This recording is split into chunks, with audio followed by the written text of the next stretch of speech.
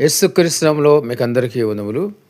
ఈ 31వ తారీఖు అంటే సంవత్సరం ఆఖరి దినంలో చాలామంది ఏం చేస్తారంటే బాగా తాగేసి ఇంక ఇక్కడ నుంచి ఈ రోజు నుంచి మనం తాగకూడదు అనేసి చెప్పుకోవడానికి ఈరోజు ఫుల్గా తాగేస్తారు.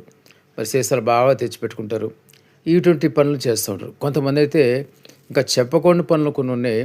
వాళ్ళు ఏం చేస్తారంటే 31 తారీఖున కొంతమందిని ఆడవాళ్ళని మరి వేశ్యల్ని బుక్ చేసుకుని వాళ్ళతో బాగా ఎంజాయ్ చేసేసి ఇంకా నెక్స్ట్ డే నుంచి కొత్త సంవత్సరం నుంచి బాగా అన్నీ పూర్తిగా మానేయాలి.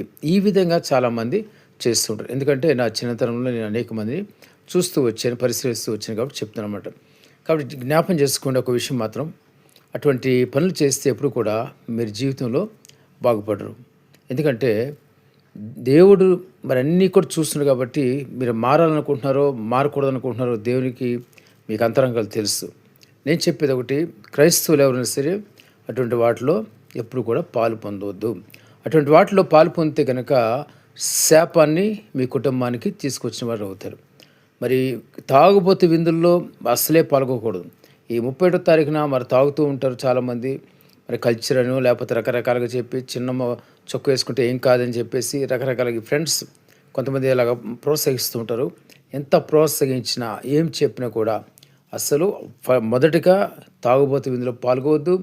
మొదటిగా 30వ తారీఖున ఎక్కడ ఏ ఫంక్షన్స్లో పాల్గొవద్దు, ఏ విందులో కూడా పాల్గొవద్దు.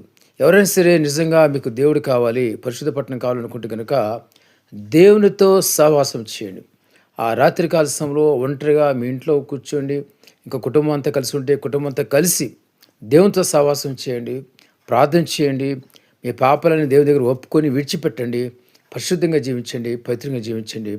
దేవుడు ఒక నూతనమైన సంవత్సరాన్ని మీకు అనుగ్రహిస్తాడు. మీ హృదయంలో ఒక సంవత్సరం, కొత్త సంవత్సరం పుట్టిస్తాడు ఆయన.